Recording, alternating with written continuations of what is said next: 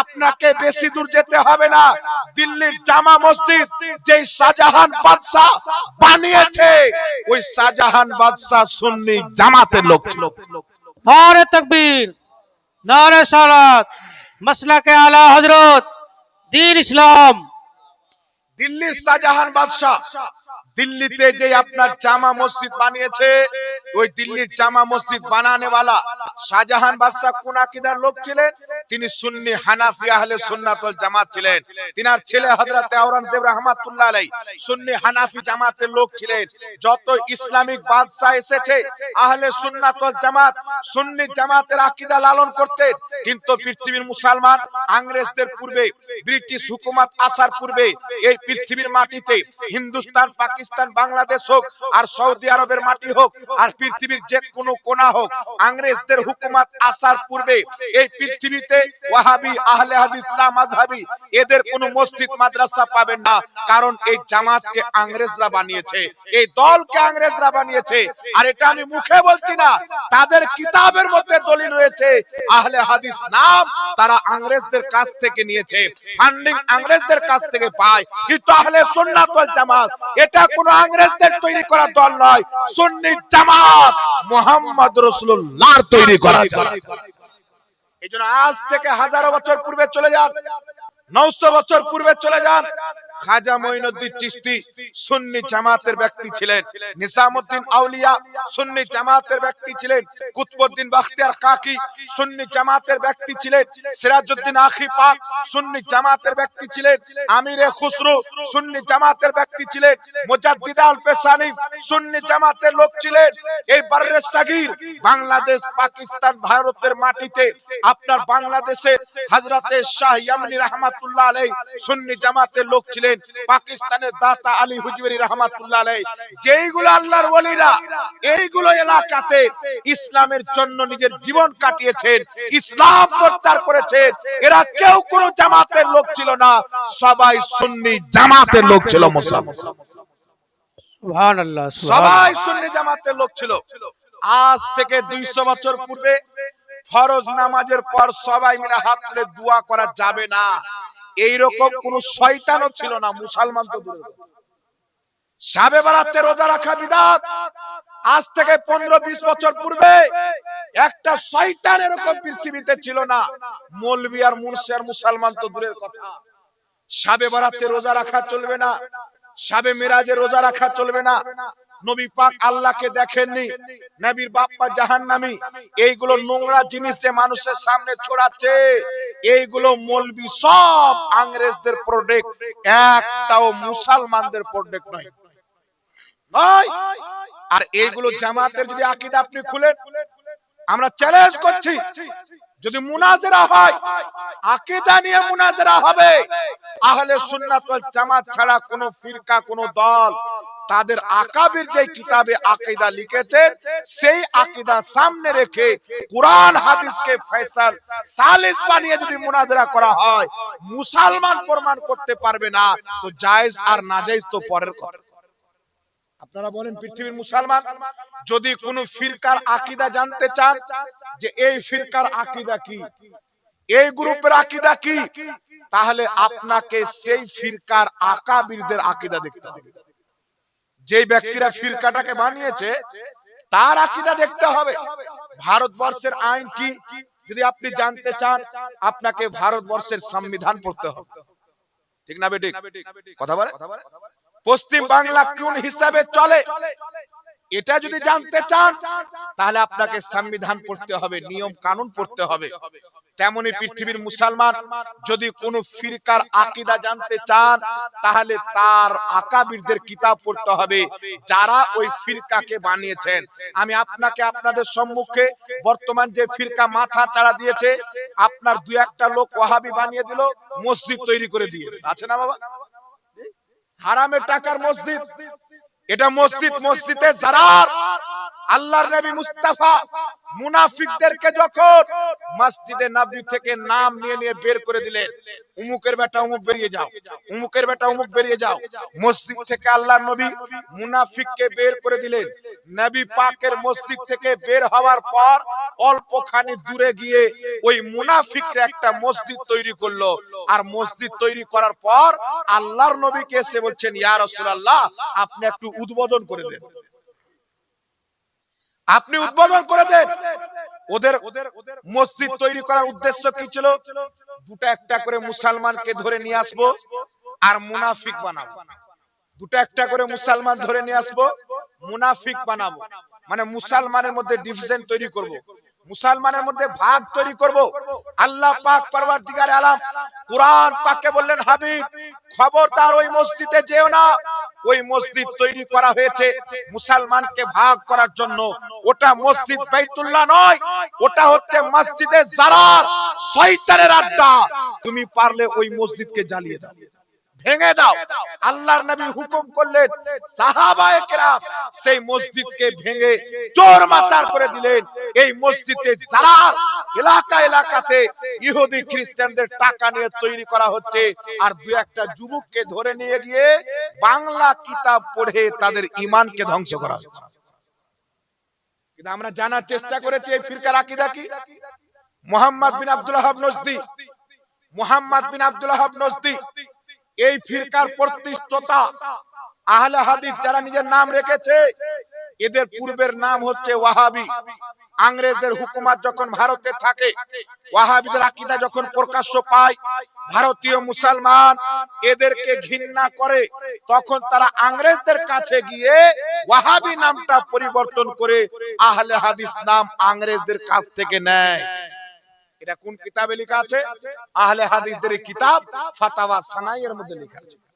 তারা নিজে লিখেছে, তাদের যেই মৌলবি ইংরেজদের কাছ থেকে আহলে হাদিস নাম নিয়েছিল, সেই মৌলবির নাম হচ্ছে নাজির হোসেন বাটালবি।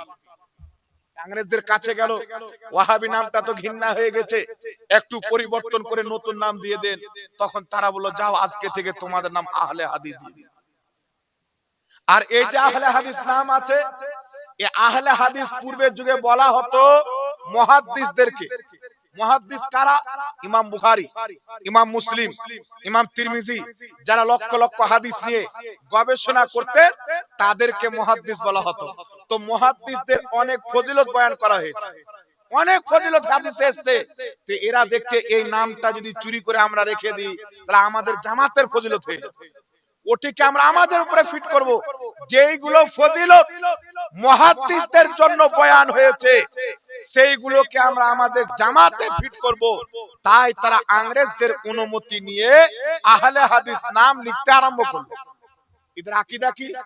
মুহাম্মদ বিন আব্দুল ওয়াহাব নজদি সর্বপ্রথম নজদের মাটিতে বার্তানিয়া এবং আমেরিকা, ওই সময় যখন, এখন বর্তমানে সারা বিশ্বের সুপার পাওয়ার হচ্ছে আমেরিকা, আর তখন সুপার পাওয়ার ছিল বার্তানিয়া। ওই সময়তে আমেরিকা এবং বার্তানিয়া দুই দেশ মিলে আরবের মাটিতে মুসলমানদের খেলাফত, যাকে খেলাফতে উসমানিয়া বলা হয়, ইংলিশ ভাষাতে যাকে অটোমান এম্পায়ার বলা হয়, এই খেলাফতকে ধ্বংস করার জন্য, মুসলমানদের শক্তিকে নিস্তানাবুদ করার জন্য আমেরিকা বার্তানিয়া একজন ব্যক্তিকে খরিদ করে, একজন ব্যক্তিকে লালচ দেয়, যার নাম হচ্ছে মুহাম্মদ বিন আব্দুল ওয়াহাব নজদি। সেই মুহাম্মদ বিন আব্দুল ওয়াহাব নজদি ইংরেজদের সহযোগিতায় একটি কিতাব লেখে, যে কিতাবটির নাম হলো কিতাবুত তাওহীদ। কি নাম বললাম? কিতাবুত তাওহীদ। এই কিতাবে সেই ব্যক্তি নতুন নতুন ফিরকা মানে ফতোয়া তৈরি করলো। ইসলামের আকীদা যেটা 1450 বছর থেকে চলে আসছে, সেই আকীদা হচ্ছে নবীগণ হলো মাসুম। নবীগণ কি বাবা?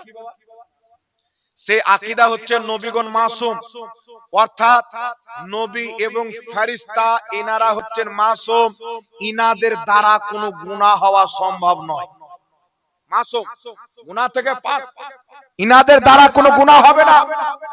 কিন্তু মুহাম্মদ বিন আব্দুল ওয়াহাব নজদি নিজের কিতাব কিতাবুত তাওহীদের মধ্যে কি লিখলো? किताबुत तौहीদের মধ্যে লিখলো যে आदम अलैहिस्सलाम से भी शिरक फिल इताअत हुई। हजरत आदम अलैहिस्सलामও ইতাআত করতে গিয়ে শিরক করেছেন। আদম আলাইহিস সালাম কি করেছেন কথা বলে লিখতেছেন আদম আলাইহিস সালাম শিরক করেছেন। এখন কথা হচ্ছে পৃথিবীর মুসলমান সাইয়েদনা আদম আলাইহিস সালাম ইনি কি শিরক করেছেন? শিরক কাকে বলে? আল্লাহ ব্যতীত কোন মাখলুককে আল্লাহ সমতুল্য মনে করা, এটা হলো শিরক। আর সব গুনার মাফি আছে, ক্ষমা আছে, কিন্তু শিরকের কোনো ক্ষমা নাই। এইজন্য পৃথিবীর মুসলমান সর্বপ্রথম একজন নবীর প্রতি শিরকের দাগ লাগালো, শিরকের ফতোয়া লাগালো মুহাম্মদ বিন আব্দুল ওয়াহাব নজদি। যদি কোনো ব্যক্তি শিরক করে সেই ব্যক্তি আর মুসলমান থাকে না। তার ফতোয়া অনুযায়ী আদম আলাইহিস সালাম মুসলমান ছিলেন না। এবার আপনারা বলেন এটা আদম আলাইহিস সালামের তাওহীদ হলো কি হলো না? কথা বলেন। আদম আলাইহিস সালামের বেয়াদবি হলো কি হলো না? তাহলে নবী পাকের কেউ যদি তাওহীদ করে, বেয়াদবি করে, মুহাম্মদ রাসূলুল্লাহর পিছনে নামাজ পড়ার পর সেই ব্যক্তি নবীর বেয়াদবি করলে ইসলাম থেকে বেরিয়ে যায়, তাহলে মুহাম্মদ বিন আব্দুল ওয়াহাব নজদি আদম আলাইহিস সালামকে মুশরিক বলার পর সেই ব্যক্তি কি মুসলমান থাকতে পারে? কথা বলতে হবে। তার ঈমান থাকবে? আচ্ছা, এটা আপনারা বিশ্বাস করেন কিনা যে নবীগণের কেউ যদি বেয়াদবি করে সে ইসলাম থেকে বেরিয়ে যায়? এটা আছে না ইসলামে? কথা বলেন না বাবা। কেউ যদি আল্লাহর বেয়াদবি করে, নবীর বেয়াদবি করে, ইসলাম থেকে বেরিয়ে যায়। ইমাম কাজী আয়াজ রাহমাতুল্লাহ আলাইহি আশ-শিফা কিতাবের মধ্যে লিখছে কোন ব্যক্তি যদি নবীর জুতা মুবারককে জুতুয়া বলে কাফির হয়ে যায়। আল্লাহর নবীর জুতাকে যদি জুতুয়া বলে, নবীর জুতোর বেয়াদবি করে, সেই ব্যক্তি কাফির হয়ে যাবে। তাহলে যে ইবনে আব্দুল ওয়াহাব নজদি আদম আলাইহিস সালামের প্রতি শিরকের ফতোয়া দিয়ে তিনার অপমান করেছে, এই ব্যক্তি কি মুসলমান থাকতে পারে? কিন্তু এই দলের লোক, এই ওয়াহাবি মতের লোক, এরা একে মুজাদ্দিদ মানে, শেখুল ইসলাম মানে, বিভিন্ন রকমের টাইটেল দিয়ে তারা তাকে সম্বোধন করে, তাকে স্মরণ করে। আর যারা অরিজিনালি গুস্তাখে রাসূল, অরিজিনালি কুফরি করে মরেছে, নবীদের বেয়াদবি করে মরেছে, এদেরকে তারা নিজের ইমাম মনে করে।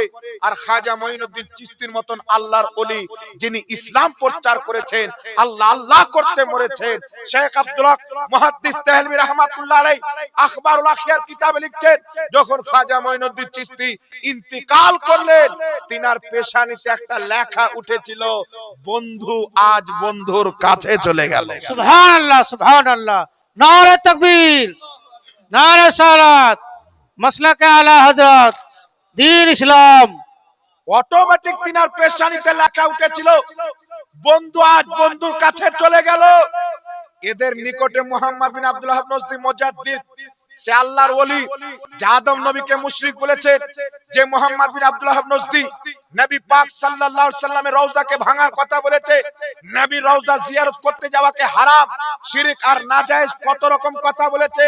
যদি কোনো ব্যক্তি নবীর রওজা মুবারক জিয়ারত করব বলে মদিনা আসে, সেই ব্যক্তি কাফির হয়ে যাবে, মুশরিক হয়ে যাবে। তারা যাদের আকীদা হচ্ছে যে লাঠি, হাতে একটা লাঠি নিয়ে বলা হয়েছিল যে আমার লাঠি কুকুর ভাগাতে কাজে আসে, কিন্তু মুহাম্মদ সাল্লাল্লাহু আলাইহি সাল্লাম আজ এই লাঠির সমতুল্য আমাদের কোনো উপকার করতে পারে না। আল্লাহর নবীর এত জঘন্য বেয়াদবি করেছে। তার আকীদা ছিল নবী পাকের ওসিলা হচ্ছে শিরক, নবী সুপারিশ করতে পারে না, নবী পাক নিজের ব্যাপারে জানে না, তো অন্যজনকে কি করে বাঁচাবে? এতগুলো তাওহীদ করনেওয়ালাকে এরা আল্লাহর ওলি বানিয়েছে। আর আল্লাহর ওলি খাজা মঈনুদ্দিন চিশতিকে এরা সকাল সন্ধ্যা গালি দিয়ে নিজের ধান্দা চালায়। তাহলে কোন তাবকার মুসলমান, কোন দলের মুসলমান? ইহুদি খ্রিস্টানদের তৈরি করা মুসলমান। আর এটা আমরা মুখে বলে যাই না, আমরা প্রমাণ করার জন্য 24 ঘন্টা প্রস্তুত আছি। কোন মায়ের লালে জন্ম হয়নি। জলঙ্গির বিমল দাসের বেটা হোক, সারা পৃথিবীর যেই লামা যাবি হোক, এতটুক মায়ের দুধ পান করেনি, জাহলে সুন্নাত ওয়াল জামাতের সামনে ফেস টু ফেস বসে আহলে হাদিসদের নোংরা আকীদাকে সঠিক প্রমাণ করবে, কিয়ামত আসা সম্ভব, এটা প্রমাণ করা সম্ভব হবে না মুসলমান। কিন্তু পৃথিবীর মুসলমান একটু এগিয়ে চলে, ওই একই কিতাবটির নাম হচ্ছে কিতাবুত তাওহীদ। এই কিতাব লিখলো মুহাম্মদ বিন আব্দুল ওয়াহাব নজদি, একটা গ্রুপ তৈরি করলো। বড় খানদানের লোক ছিল, তার বাপের আল্লাহর ওলি ছিল, বড় বড় আলিম ছিল। ওর বিরুদ্ধে ওর আপন চাচাইতো ভাই তার রদ্দে কিতাব লিখল। আর এই মুহাম্মদ বিন আব্দুল ওয়াহাব নজদি, যার মান্যকারীকে ওয়াহাবি, বর্তমানে আহলে হাদিস, কোথাও সালাফি, কোথাও হাত ঝাড়ুয়া, পাও ঝাড়ুয়া, বিভিন্ন রকম নাম, তারা যেখানে যেমন পড়ে, কোথাও গিয়ে আবার নিজেকে শাফি বলে, কোথাও বলে মাযহাব মানা হারাম, আর কোথাও গিয়ে নিজেকে শাফি বলে। আর এদের চরিত্র হচ্ছে যে এরা কথায় কথায় স্টেজে উঠে মিথ্যা কথা বলে, যত লম্বা দাড়ি তত বড় মিথ্যা।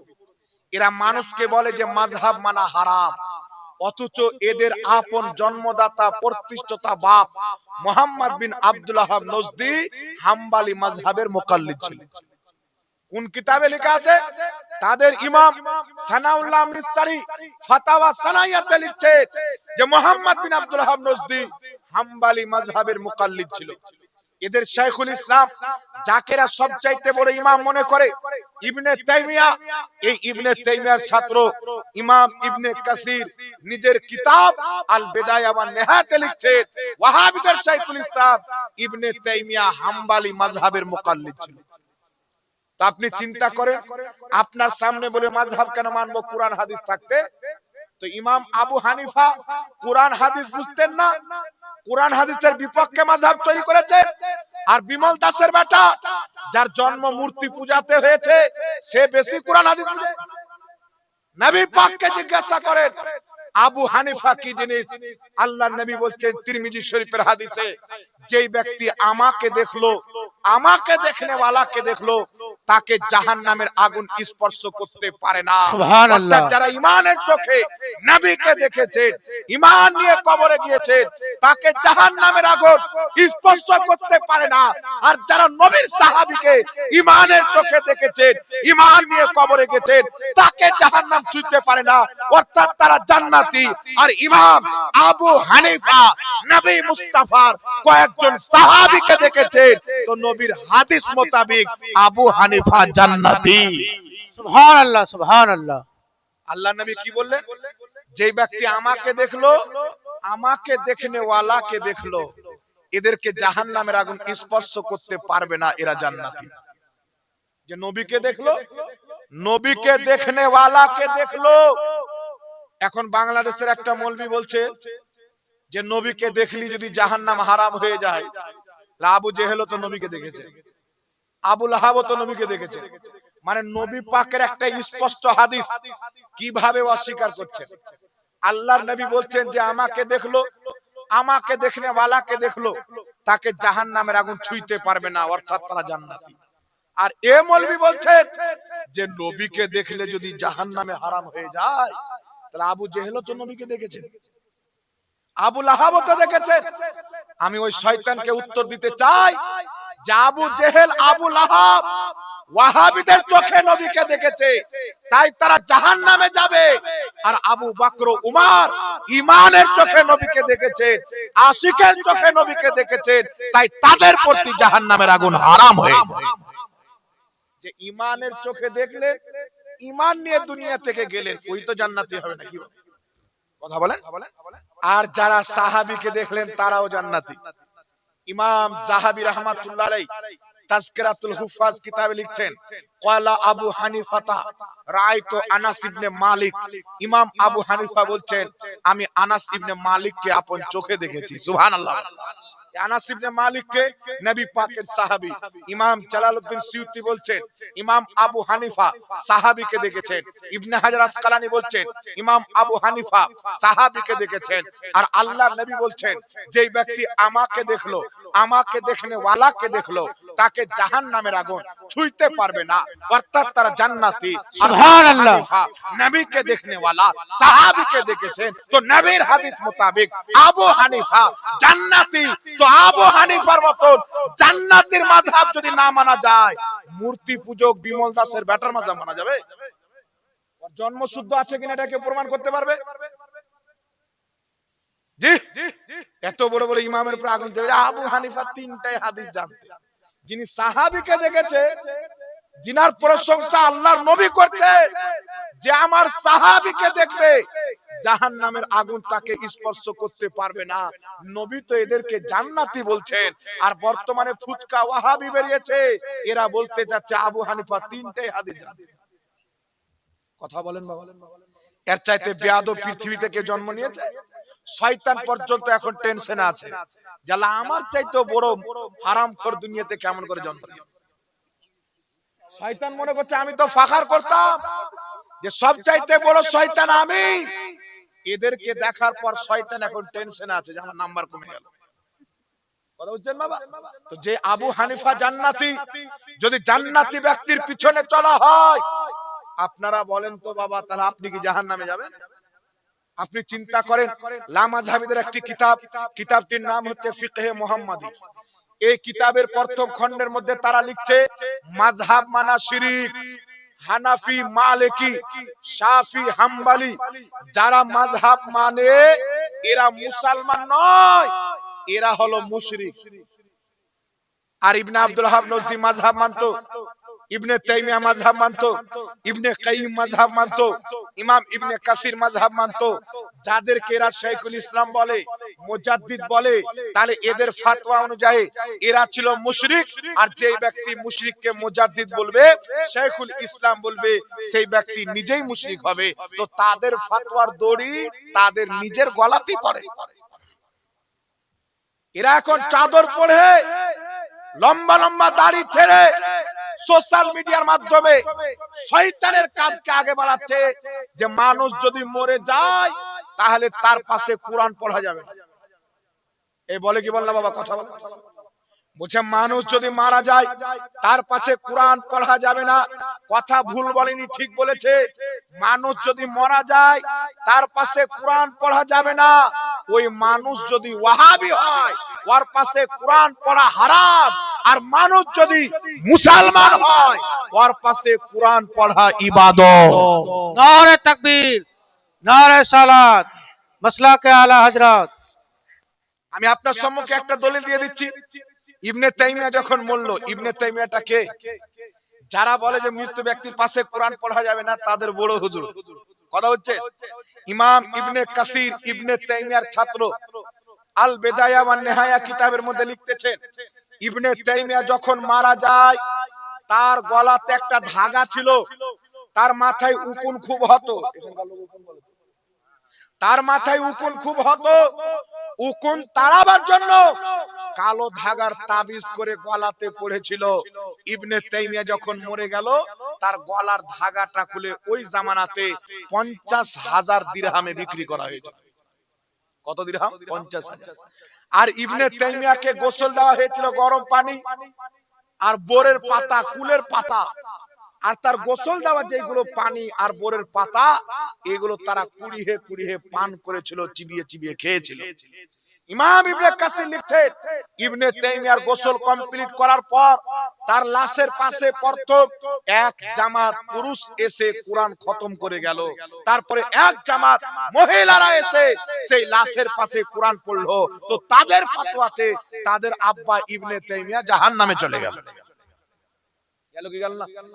তো এমন নিকৃষ্ট জাতি, এরা পড়াশোনা করে ফতোয়া দেয় না, মানুষকে বোকা বানায়, শিরক আর বিদআতের ভয় দেখায়।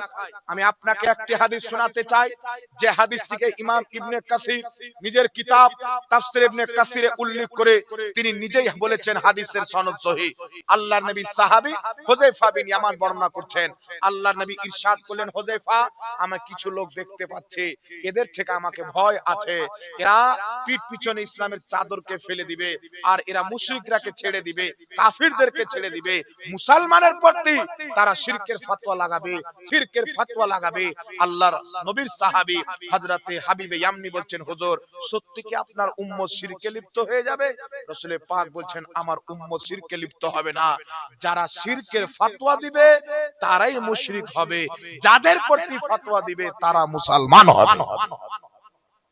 তো 1450 বছর পূর্বে এদের কথা নবী পাক বলে দিয়েছে। এরা কথায় কথায় বলে বেরেলবিরা সুন্নিরা মুশরিক, কথায় কথায় বলে এরা শিরিক, কিন্তু সারা পৃথিবীর লামাযহাবী, সারা পৃথিবীর দেওবন্দি আমি চ্যালেঞ্জ করতে চাই, বসো, বসতে যত টাকা খরচ হবে আমি দিব, জায়গা আমি লজ আমি ভাড়া করব, তোমাদের পক্ষের 10 জন আমাদের পক্ষের 10 জন থাকবে, দুটা লেখক থাকবে, মুনাজারা করবে, লেখাও হবে, আবার ক্যামেরাও থাকবে। যদি পৃথিবীর কোন ওয়াহাবি আহলে সুন্নাত ওয়াল জামাতের কোন একটি আকীদাকে শিরক প্রমাণ করতে পারে, খোদার কসম খেয়ে বলি কিয়ামত আসা সম্ভব আছে, আহলে সুন্নাত ওয়াল জামাতের একটা আকীদা শিরক প্রমাণ করার মতন ক্ষমতা কোন ওয়াহাবি মায়ের লালের নাই। আপনারা চেষ্টা করেন, ফোন করেন, কিয়ামত পর্যন্ত বসবে না। এদের এ করে ভয় দেখিয়ে মানুষকে ওয়াহাবি বানায়, যে ওয়াহাবি হয়ে গেল অ্যাকচুয়ালি সেই ব্যক্তি ইহুদি হলো। কারণ ওয়াহাবিরা ইহুদির আকীদাকে ফলো করে, ইহুদিদের আকীদা হচ্ছে আল্লাহর দেহ আছে।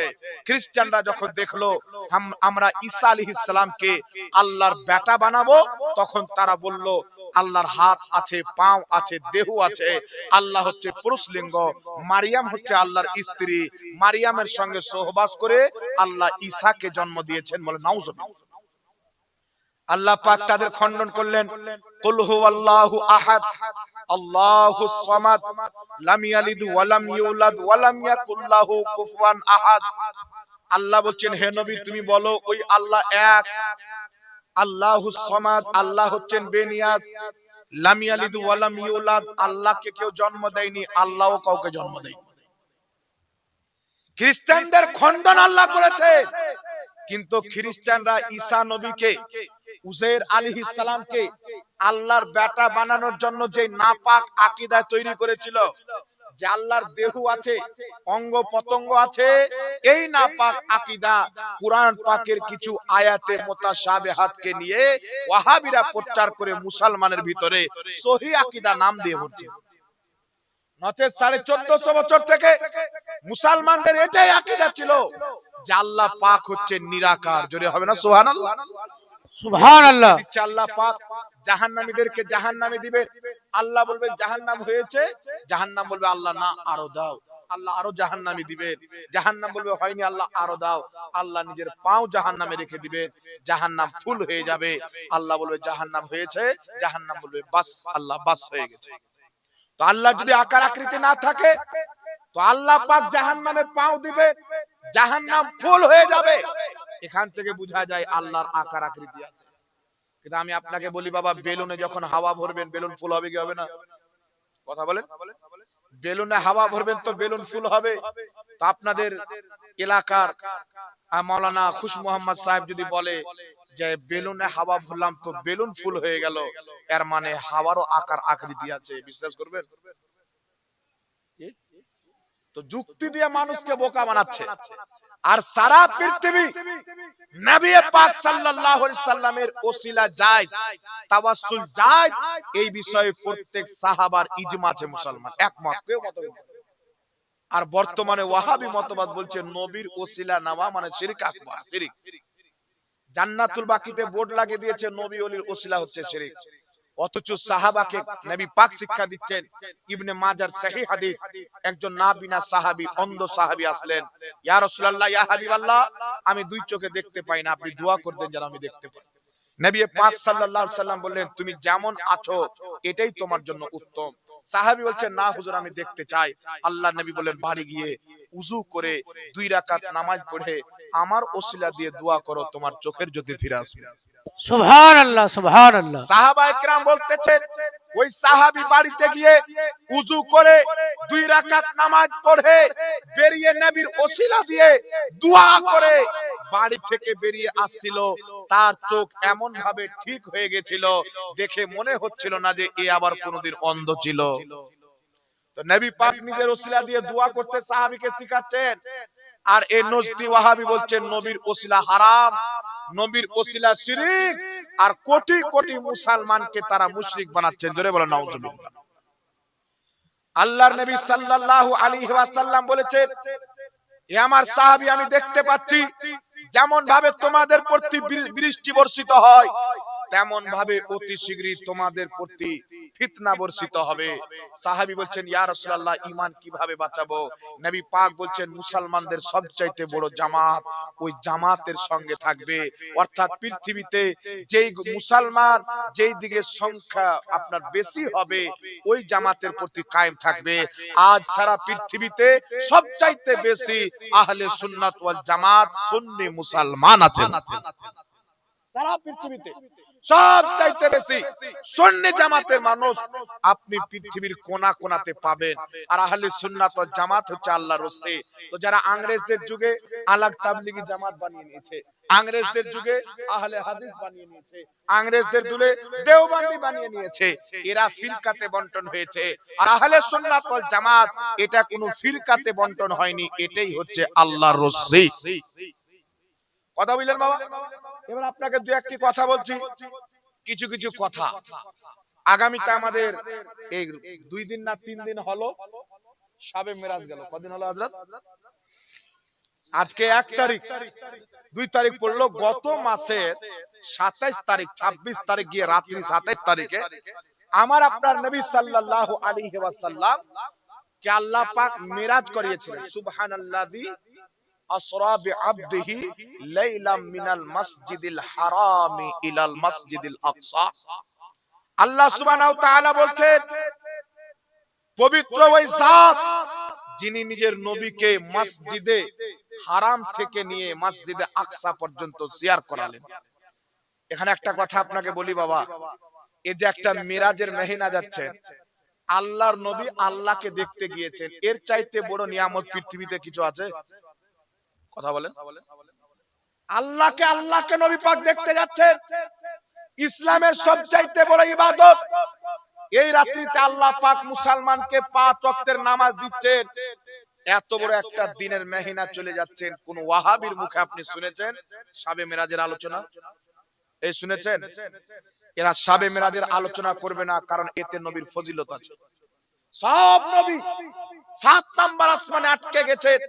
জিবরিল আলাইহিস সালাম সিদরাতুল মুনতাহার আগে বাড়তে পারেনি, আর মুহাম্মদ রাসূলুল্লাহ সিদরাতুল মুনতাহা পার করে লামাকাকে পার করে জানি না আল্লাহ কোথায় কোথায় নিয়ে গেছেন। আমার নবী মুস্তাফা এমন জায়গাতে চলে গেছে যেখানে পৃথিবীর কোন মায়ের লাল যেতে পারে, কোন নবীও যেতে পারেননি, কোন ফেরেশতাও যেতে পারেননি। এত উঁচু জায়গাতে আল্লাহ পাক আমার নবীকে নিয়ে গেছেন। তাই ইমাম বশিরি বলছেন, বালাগাল উলা বিকামালিহি কাশাফাত দুজা বিজামালিহি হাসুনাত জামিউ খিসালিহি সাল্লু আলাইহি ওয়া আলিহি।